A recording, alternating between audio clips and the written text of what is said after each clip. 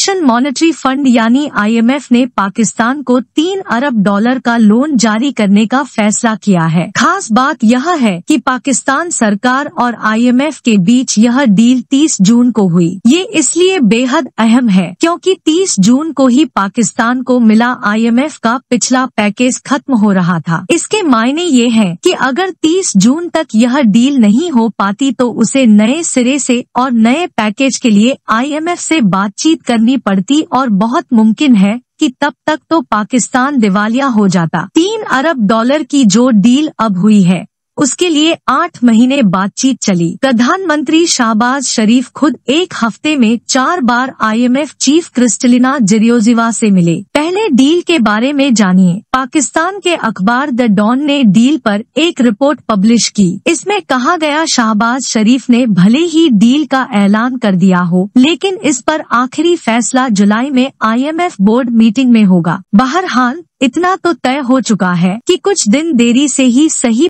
पाकिस्तान के सरकारी खजाने में $3 अरब पहुंच जाएंगे और हम डिफॉल्ट होने से बच जाएंगे। रिपोर्ट के मुताबिक 2019 में कुल $6.5 अरब के बेलआउट पैकेज पर IMF से डील हुई थी। यह 30 जून 2023 तक वैलिड थी। मायने ये कि पैकेज एक्सपायर होने के आखिरी दिन ही हम डिफॉल्ट होने से बचे। एक अच्छी खबर यह है कि 2019 के प्रोग्राम के $2.5 अरब बकाया थे लेकिन IMF $3 अरब दे रहा है। अब सरकार इसका इस्तेमाल कैसे करती है ये उस पर डिपेंड करता है। अब सवाल ये उठता है कि आखिर ये चंद महीने की राहत क्यों? तो पाकिस्तान को इस साल नवंबर तक $17 अरब बतौर कर्ज की किस्त चुकाना है। IMF से $3 अरब मिलने का फायदा सिर्फ ये होगा कि सऊदी अरब, UAE और चीन जैसे देश उसे या तो नया कर्ज देंगे या फिर पुराने कर्ज की किस्तें चुकाने की मियाद बढ़ा देंगे। इन मुल्कों की शर्त ये थी कि पहले IMF पाकिस्तान को कर्ज दे, इसके बाद ये देश फंड देंगे। दूसरे शब्दों में इन्हें अपने पैसे की गारंटी चाहिए थी।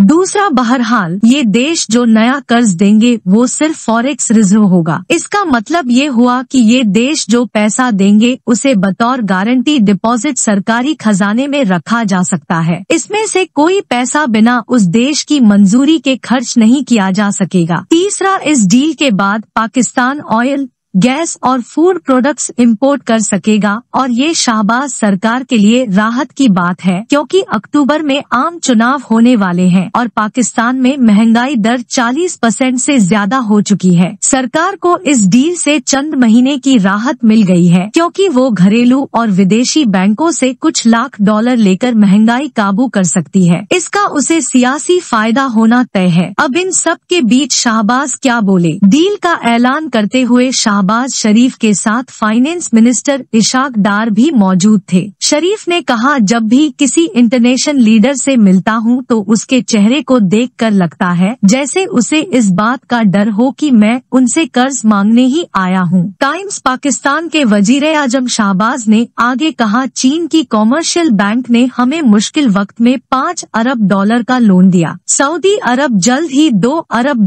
देगा। इसके अलावा UAE और इस्लामिक डेवलपमेंट बैंक 1 से 1 अरब डॉलर देने का वादा किया है। IMF चीफ की नसीहत याद रखना होगी। टाइम्स फरवरी में पाकिस्तान बिल्कुल डिफॉल्ट होने की कगार पर था। उसी दौरान वित्त मंत्री डार ने एक बयान दिया, कहा हम अपने फैसले खुद करेंगे, IMF हमें डिक्टेशन नहीं दे सकता। टाइम्स इसके बाद MF की मैनेजिंग डायरेक्टर क्रिस्टलिना जियोर्जिवा ने कहा, सबसे पहले तो पाकिस्तान को एक मुल्क की तरह बर्ताव करना सीखना होगा। पाकिस्तान एक ऐसी खतरनाक जगह बनती जा रही है जहां कर्ज के सहारे ही सिस्टम चल रहा है। सवाल ये है कि IMF आपको लोन देता है लेकिन आप इसका इस्तेमाल गरीबों की भलाई के बजाय इस तरीके से करते हैं कि इसका फायदा मुल्क के अमीरों को होता है। उस पर इस वक्त $123 अरब का कर्ज है। महंगाई दर 40% से ज्यादा हो चुकी है। चीन ने धोखा दिया था। पाकिस्तान के अखबार एक्सप्रेस ट्रिब्यून की एक रिपोर्ट के मुताबिक फाइनेंस मिनिस्टर भले ही सऊदी अरब और चीन से नए लोन मिलने का दावा कर रहे हों, लेकिन हकीकत कुछ और है। नवंबर 2022 में दोनों देशों से बातचीत हुई थी और अब तक इनकी तरफ से कोई पैसा मिलना तो दूर, वादा भी नहीं किया गया। रिपोर्ट के मुताबिक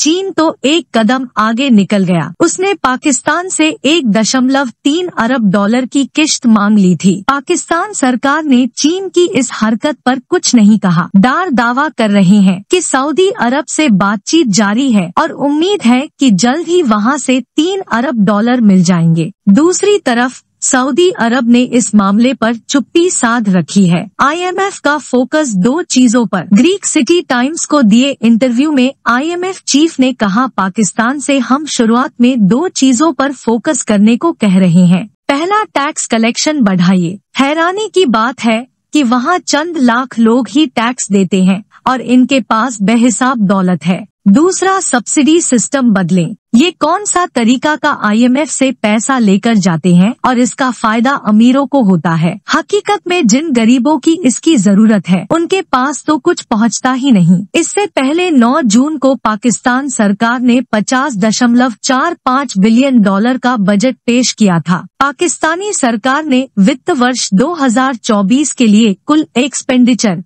खर्च 13.32 लाख करोड़ रुपए रखा था। इसका 55% हिस्सा कर्ज और उसकी ब्याज चुकाने में खर्च होगा, यानी करीब 7.3 लाख करोड़ रुपए कर्ज चुकाने में ही चले जाएंगे। सरकार ने अगले साल महंगाई दर 21% से कम रखने का टारगेट रखा है। मंत्री इशाक डार ने बताया था कि नए बजट में कोई नया टैक्स नहीं लगाया गया है। हालांकि सरकार के इस फैसले से IMF नाराज हो गया था। शाहबाज सरकार का प्लान भी तैयार था। IMF की तरफ से किश्त मंजूरी को लेकर हो रही लगातार देरी को देखते हुए शाहबाज सरकार ने प्लान बी भी तैयार कर लिया था। पाकिस्तान के फाइनेंस मिनिस्टर इशाक डार ने पिछले महीने कहा था, अगर IMF हमें कर्ज की किश्तें जारी करना शुरू नहीं करता या हमारा पुराना प्रोग्राम बहाल नहीं करता तो हमारे पास प्लान बी तैयार है। माना जा रहा था कि 3 से 4 अरब डॉलर हासिल करने के लिए पाकिस्तान अपने दोस्त मुल्कों से मदद की गुहार लगा सकता है। सऊदी अरब ने फरवरी में पाकिस्तान को 3 अरब डॉलर देने का वादा भी किया था। हालांकि उसे अभी तक ये फंडिंग नहीं मिली है। पाकिस्तान को IMF की तरफ से कर्ज मिलने की मंजूरी 8 महीने देरी से मिली है। इसकी वजह यह रही कि इमरान खान ने सरकार गिरने के ठीक 2 दिन पहले पेट्रोल डीजल 10 रुपए तक सस्ता कर दिया था,